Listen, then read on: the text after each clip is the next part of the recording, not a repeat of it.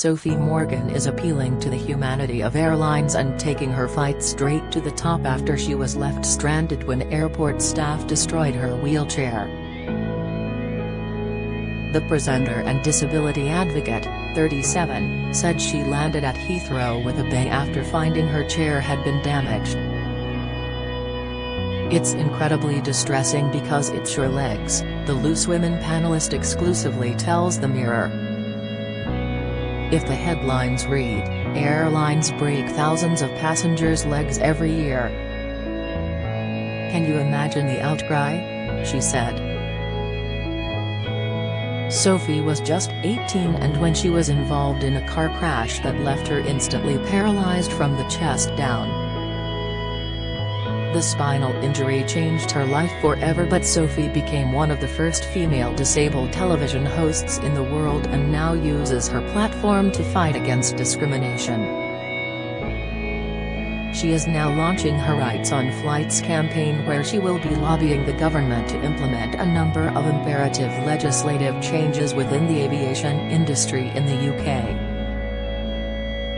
The horrifying incident may sound shocking to some, but Sophie says this happens all the time and what happened to her is not an isolated incident.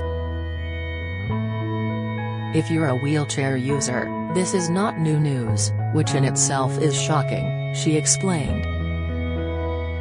Sophie had taken a flight back to the UK from Los Angeles when she was waiting to be reunited with her wheelchair, which was being kept in the hold.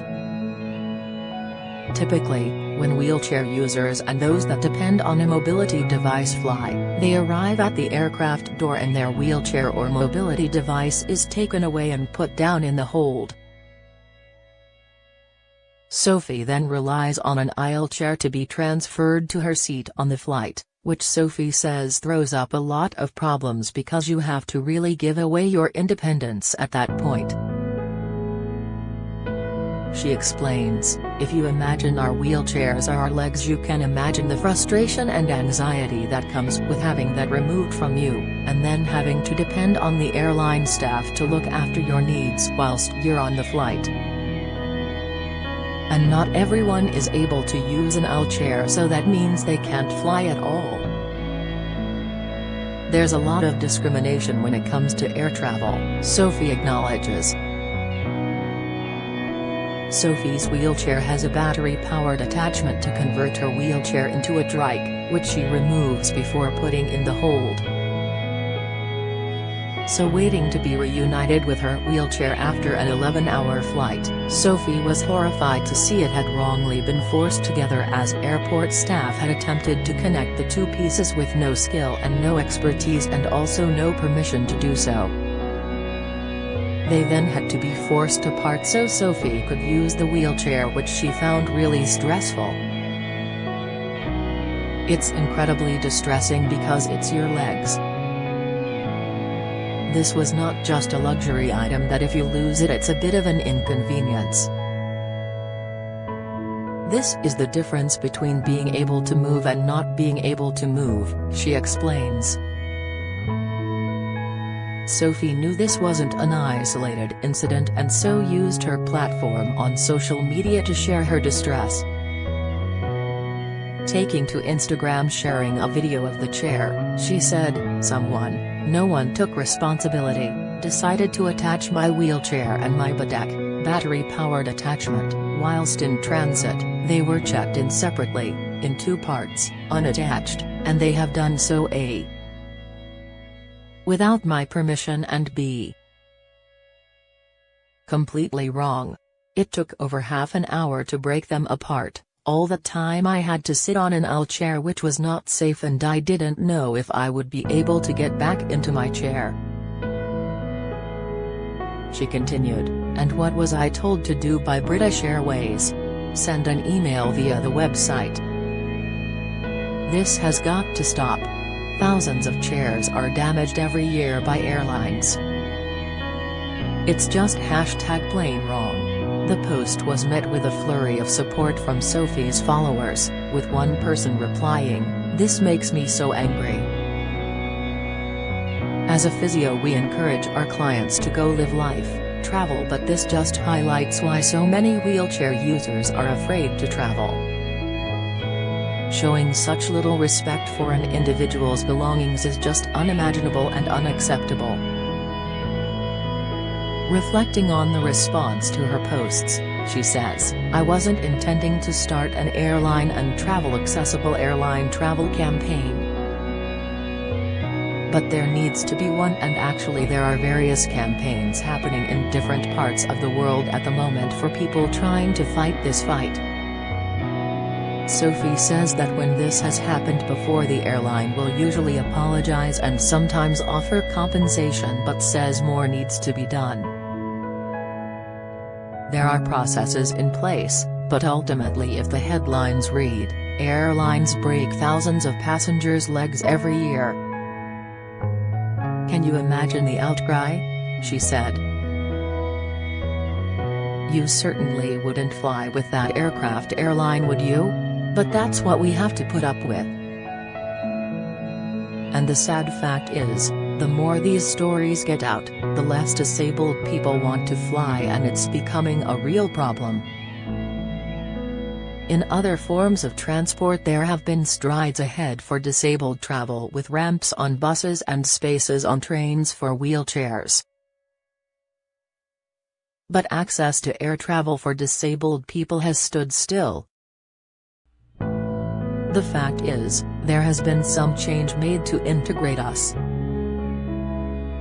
But that hasn't happened on an airline. And you have to ask why. And that's what we're doing with this campaign, and the long-end goal, the ultimate long-haul goal, is to get a wheelchair on board an aircraft, Sophie says. She admits that an overhaul of airline travel for disabled people is a long way away, but says there are short-term changes that we can make now. As a first step, Sophie is now asking the government in a letter to the Prime Minister to give the Civil Aviation Authority more power to enforce fines so that there are consequences for when airlines either do damage to wheelchairs, leave disabled people on board for too long, or don't provide the right assistance. Any civil rights movement, any human rights movement is about being asked to be considered a human being the same as anyone else, to ask for equity to get to equality, she explains. Sophie says she's appealing to the humanity of the airlines in her new campaign. We're asking them to consider us as humans and to work out how to help us feel safe and comfortable and independent when we fly, she says. Eventually, Sophie would like to see aircraft redesigned with space in mind for a wheelchair user, with accessible toilets and comfortable space for a wheelchair. In many ways the airlines can only do so much with what they've got, she admits. We need to redesign, to rethink about how we integrate everybody and design for everybody. She continues, that's the ultimate, but that's a long way away and it's a lot of work which is going to happen. The work is going to be put in, and I know that I'm not alone in working towards this goal. Sophie acknowledges her privilege and is lucky to have a spare wheelchair and a direct line to a company that can fix her devices as quickly as possible. She also has the energy and support around her to take on this fight and use her platform, but she is still a paraplegic. I have a lot to deal with. My disability is a full-time job in itself, so taking on a campaign as well as holding down a full-time job. It's a huge ask, she admits. That's sometimes why I wonder why we don't get as far as other marginalized groups when we're trying to fight for our voices to be heard, because actually, it takes a lot. It takes a lot out of us, she says. There's a deliberate reason why I grew a platform, because discrimination like this has been happening to me since the beginning of being disabled. And I knew I hated being voiceless, which is why I went into television. It's why I decided to pursue the career I have, she says. I can shine a light on what it's like to live like this, the good and the bad. And at the moment, I'm just trying to shine the light on the bad because we need to make change there." When contacted by the Mirror, BA said, "We're extremely sorry for Sophie's experience and we're investigating what happened as a matter of urgency. We've been in contact with Sophie to sincerely apologize and to resolve the matter with her directly. We carry hundreds of thousands of customers who require additional assistance each year, and we work hard to provide help and support them throughout the whole journey. It's extremely disheartening when things go wrong, and we don't underestimate the impact this has. We're committed to ensuring we deliver a consistently good service, and we'll be working closely with Sophie and our dedicated accessibility teams to discuss how we can continue to make improvements to ensure a great flying experience for everyone."